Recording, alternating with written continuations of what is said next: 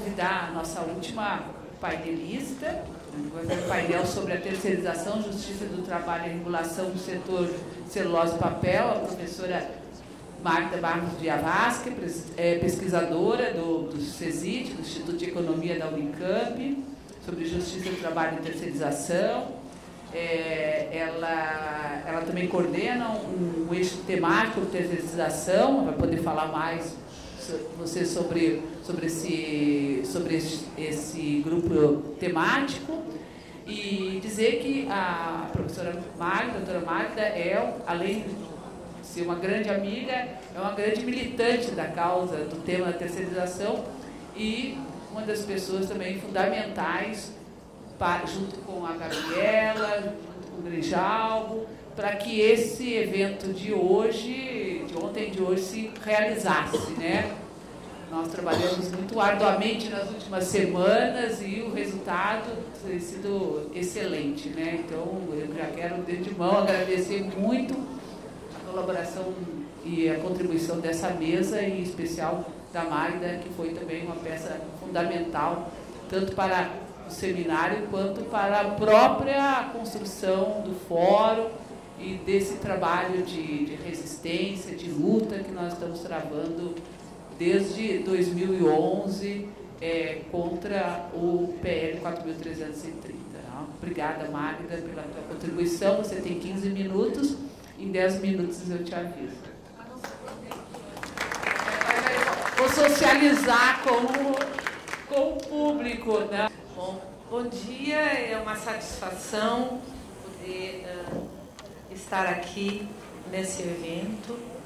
Eu quero abraçar todos vocês e na pessoa da nossa coordenadora e dizer que, na minha compreensão, é um ponto alto da nossa trajetória do Fórum poder congregar todos esses pensadores, lideranças sindicais, lideranças de terceirizados, que nós temos aqui, presidentes de sindicatos terceirizados, centrais sindicais, pesquisadores, entidades de representação da sociedade, MUD e ministros do TST.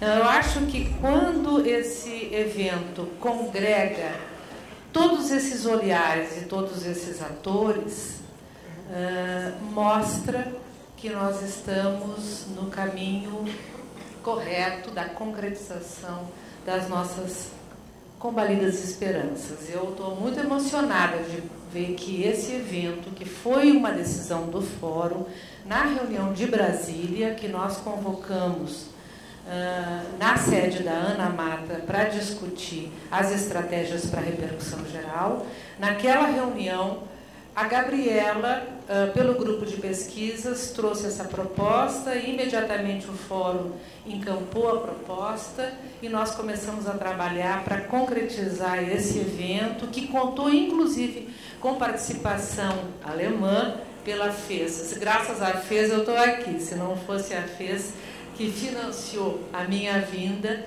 eu não poderia estar aqui. Então, são é um pool de entidades, né, que se congregam no sentido de mostrar à sociedade e, sobretudo, mostrar aos ministros do Supremo Tribunal Federal que retroceder aos primórdios da derrocada da ordem liberal burguesa é apostar em 2 guerras mundiais. Porque foram 2 guerras mundiais. A primeira, uma guerra de trincheiras com uma mortandade nunca antes vista, e uma crise brutal que se instala depois dela, e a Segunda Guerra Mundial, que mostraram à humanidade que as mãos invisíveis têm dono. E será que nós vamos ter que apostar numa outra guerra mundial para evidenciar aos nossos ministros do Supremo Tribunal Federal que a Constituição de 88, que coroa no Brasil um processo de construção de propostas e de trajetórias antiliberais à crise, vamos ter que mostrar para os ministros do Supremo que retroceder aos tempos da liberdade negativa é apostar em outra guerra mundial. Então, eu acho que a fala de todos os ministros ontem, e as nossas falas dos estudiosos e dos magistrados, e as falas dos sindicalistas, que agora, pelo banco de tempo, poderão ter mais tempo para falar, é um processo que mostra que precisamos unificar estas nossas inquietações na afirmação de que é importante e fundamental espaços civilizatórios que brequem aquilo que o professor Beluso mostrava ontem.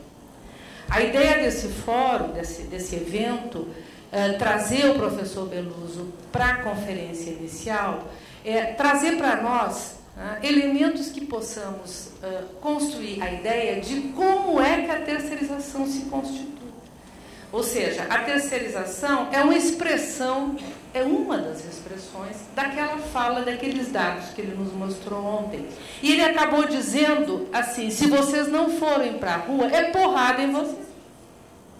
Ele acabou dizendo isso ontem. Infelizmente, nós estávamos premidos pelo tempo, mas ele acabou dizendo, isso aqui é para mostrar para vocês que se vocês não forem para a rua unificados, vai ser pau em vocês. Foi isso que ele disse ontem. Sintetizando um pouco a fala do professor Beluso. Então, eu vou começar agradecendo essa possibilidade de estar aqui, as palavras queridas da Mari e do Cristiano, só que Cristiano denota a minha idade, né? Porque ele disse que eu estava lá ativíssima no processo constituinte. Então, ele denota a minha idade, ou seja, eu sou uma vetusta senhora, que tal qual como o professor Beluso, ainda estou aqui achando que eu tenho condições físicas para a luta, né? Alimentada por vocês. Então, eu vou começar lendo algumas coisinhas que o professor Beluso fala nesse livro, que para mim hoje é Bíblia, que é o Capital e suas Metamorfoses, que é um pouquinho da síntese daqueles dados que ele apresentava ontem. E depois eu vou apresentar para vocês a nossa pesquisa, certo? E vou também, corroborando o que a Mari enunciou, dizendo que neste site combateaprescarização.org.br os relatórios das nossas pesquisas podem estar colocados. E nós vamos encaminhar lá do CESID para a Mari esses relatórios, que já são 3 aprovados pela PAFESP, para eles poderem compor o site, para vocês poderem ter acesso a esses relatórios de pesquisa, que são instrumentais de luta. E como Dari dizia ontem, falando pelo CESID, e as nossas 2 representantes da academia também aqui falaram antes de mim, as nossas pesquisas têm lado, elas têm uma visão de mundo específica. Então, diz o Beluso, no mundo em que mandam os mercados da riqueza financeira, foi isso que ele mostrou ontem, no mundo em que mandam os mercados da riqueza financeira, e o Grijalbo enfatiza aqui, e a concorrência entre as grandes corporações, os cidadãos estão divididos entre vencedores e perdedores. Os primeiros, ao acumular capital financeiro, gozam, entre aspas, do tempo livre e, entre aspas, do consumo de luxo. Os demais se tornam dependentes crônicos da obsessão consumista e do endividamento, permanentemente ameaçados pelo desemprego e, portanto, obrigados a competir desesperadamente pela sobrevivência. Esses controles suaves foram se apoderando das nossas mentes e das nossas almas, apresentados como prova da soberania do indivíduo consumidor. A gente precisa ter claro isso. Pactos justos só são possíveis entre iguais. No mundo de desigualdades, que a cada vez mais se aprofundam, e o Piketty, ainda que a gente tenha algumas divergências metodológicas contra o Piketty, que é um dos grandes pensadores hoje, que tem escrito e virou um best-seller, mostrando que a concentração de renda tem sido cada vez mais brutal nesse capitalismo, na sua versão atual e globalizada. nesse mundo de grandes diferenças, é impossível se dizer que o mundo do negociado, que estabeleça as normas ótimas, vão construir a paz mundial. Isso é absolutamente inviável e impossível, porque há uma desigualdade fundante na relação capital-trabalho. Ela é estruturante, a desigualdade da relação capital-trabalho, e ainda que possamos estar bastante bem organizados nas nossas organizações sindicais e nas nossas centrais, essa desigualdade ela é estruturante, ela é fundante, ela se mantém. Então, os pactos de Estado, sem a ação do Estado e sem os limites que o Estado constrói, esses pactos tendem a ser iníquos. E aí o Hobbes tem razão, prepondera a lei do mais forte e a guerra de todos contra todos. E é isso que nós estamos vivendo hoje. E é por isso que a CNI constrói as suas 101 propostas, apostando na terceirização e apostando na supressão da lei como fonte primeira e apostando no negociado como um espaço de construção da norma ótima que regerá as nossas relações individuais, transindividuais, grupais e entre nações, porque nós, indivíduos, dizem eles, somos racionais, utilitaristas, e no encontro das nossas vontades individuais nós vamos estabelecer a norma ótima que equilibrará as nossas relações, e é isso que o professor Beluso disse naquela transcrição que eu trouxe para vocês. Então, é assim que nós aqui estamos pensando construir a nossa unidade de luta e de organização. E como eu só tenho 5 minutos, e na minha emoção, porque acho que nós estamos vivendo um momento histórico em que isso não é pouca coisa, gente, em que ministros do Tribunal Superior do Trabalho assinam a nota dos 19, ainda que talvez não sejam 19, mas a importância dessa nota e ministros do Tribunal Superior do Trabalho comporem as nossas mesas para discutir conosco a afirmação de que no Brasil não se construiu uma Constituição liberal. A nossa construção constitucional abandonou o liberalismo, acreditando que as mãos invisíveis têm dono e que é necessário o Estado provedor, o Estado social. Então, essa é a nossa construção constitucional, e os ministros do Supremo Tribunal Federal são os guardiões da nossa Constituição. As nossas pesquisas são 3 que discutem a terceirização lá no Instituto de Economia da Unicamp. As 2 primeiras já têm relatório aprovado pela FAPESP. A primeira delas chamou-se a Justiça do Trabalho e a Terceirização. Nós vimos que havia muitas pesquisas sobre terceirização, mas havia uma lacuna de pesquisas que discutissem no processo de terceirização o papel da Justiça do Trabalho. Então, essa primeira pesquisa analisou processos trabalhistas, não só decisões, processos trabalhistas preservados, os que estão preservados, porque é uma outra luta, estão eliminando todos. Então, os que estão preservados foram examinados e nós examinamos processos judiciais que tramitaram de 1985 a 2000 no setor papel celulose. Então, essa foi a nossa primeira pesquisa, o relatório está pronto, os resultados são bastante importantes e já mostram, sim, que a construção da súmula 331 foi um retrocesso em relação à súmula 256, que proibia na prática a terceirização. Mas essa súmula 331, que na época foi um retrocesso e foi uma demanda do setor patronal e de alguns trabalhadores terceirizados, essa súmula 331 historicizada, hoje ela é um dos freios fundamentais ao avanço da terceirização. Então, como diz o Milor Fernandes, o povo foi tão para a direita, diz o Milor, que eu fiquei parado, estou na extrema esquerda. Então, assim, essa súmula 331 hoje é nosso instrumento de luta, ainda que ela tenha correspondido a um retrocesso em relação a 256. Mas nós precisamos historicizar a análise das questões.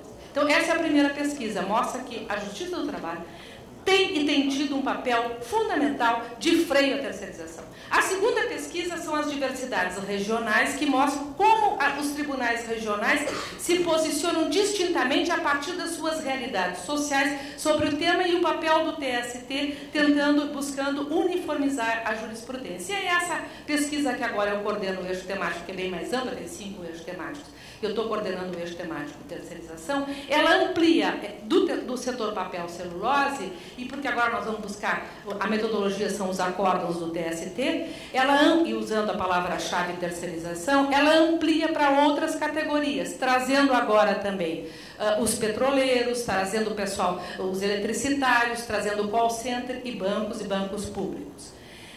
E call center e TI em bancos e bancos públicos. E amplia também para analisar não só o papel do TST nesse cenário, mas de 2000 para cá, de 2000 para 2013. E nós já estamos com dados preliminares mostrando uma inflexão fundamental que houve no TST, sobretudo a partir de 2003. Não foi pouca coisa a inflexão que houve no TST a partir de 2003, quando vocês começaram a participar do processo de discussão e indicação dos ministros que compõem o TST. Meu tempo está esgotado, e esta questão do Estado e da importância que nós trabalhadores, estamos constatando a partir da análise do Estado como uma condensação material de forças e, portanto, uma relação, e o tema da política é fundamental, nos leva a discutir também quem são os ministros que vão compor os nossos tribunais superiores. E podemos participar disso ativamente. E quem são os desembargadores que vão compor as nossas cortes? Aliás, eu vou cometer aqui uma indelicadeza com o Grijal, mas ele é hoje candidato numa lista tríplice para compor o tribunal da 10ª região.